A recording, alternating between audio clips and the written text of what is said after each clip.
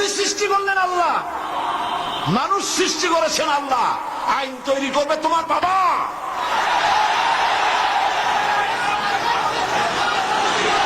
আইন তৈরি করবে কে? কে তৈরি করবেন? আল্লাহ রাব্বুল আলামিন আইন তৈরি করবেন। আরেকটি জিনিস লক্ষ্য করুন, এই পৃথিবীতে থামুন, এই পৃথিবীতে একটা গাধার তৈরি করা আইন আর একটা গাধায় কিন্তু মানে না, ঠিক কিনা?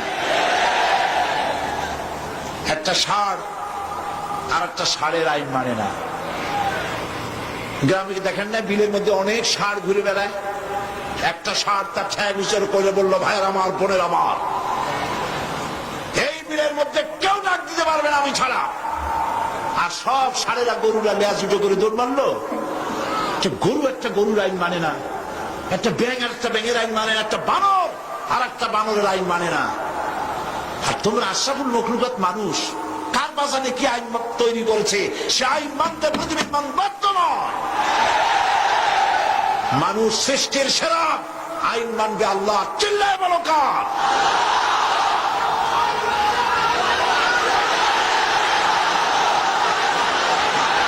কারণ হচ্ছে আল্লাহই জানেন এই পৃথিবীর মানুষের চলার জন্য, বলার জন্য, তার অর্থনীতি, তার সমাজনীতি, তার রাজনীতি কিভাবে চলবে আল্লাহর চাইতে বেশি কেউ ভালো বলতে পারে না। এই জন্য আল্লাহ পাক বলেছেন লা ইলাহা।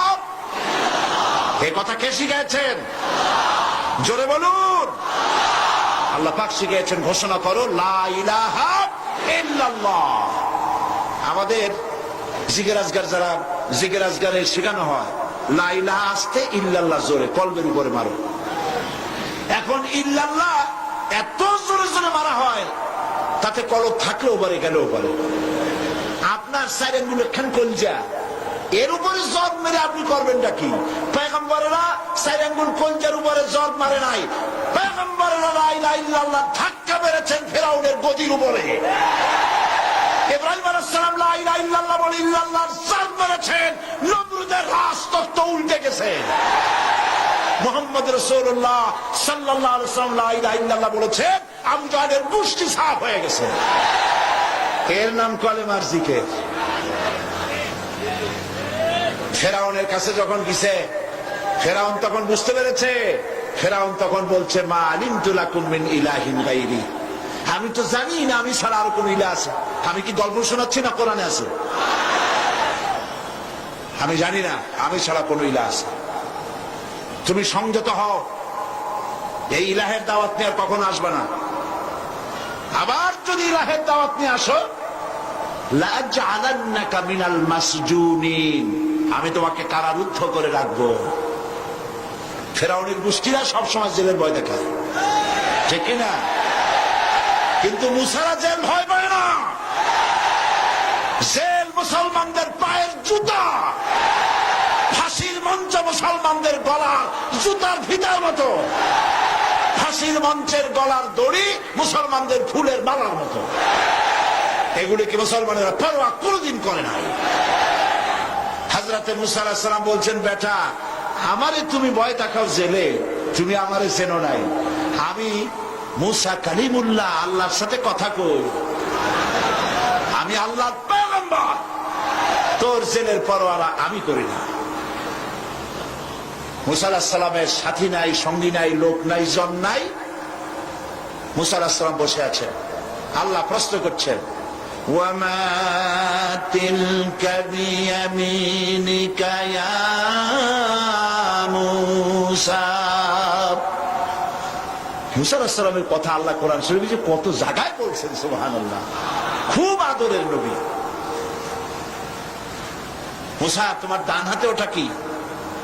মুসা আলাইহিস সালাম বললেন, হিয়া আসায়, এটা আমার একটা লাঠি।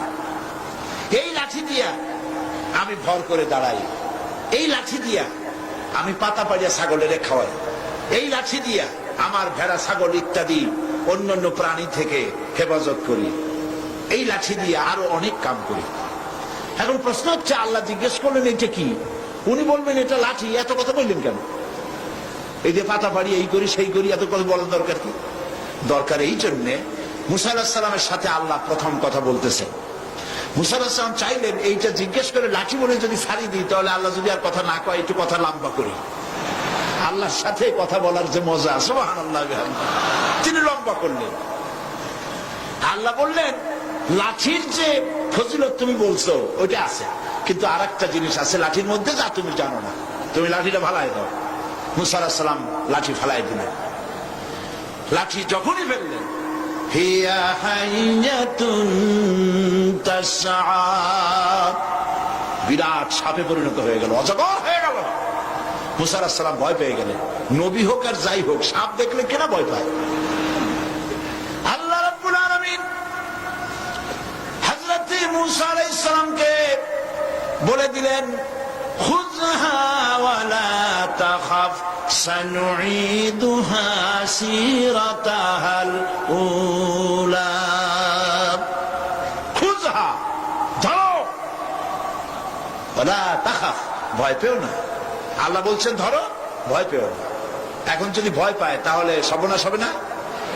সর্বনাশ হয়ে যাবে। যেহেতু আল্লাহ বলেছেন ভয় পাইও না, ধরো। মুসা আলাইহিস সালাম সাপ যতই বড় হোক, আল্লাহ বলছেন ভয় পাইও না, তিনি ভয় পান নাই, ধরেছেন। কি হয়ে গেল? আবার লাঠি হয়ে গেল।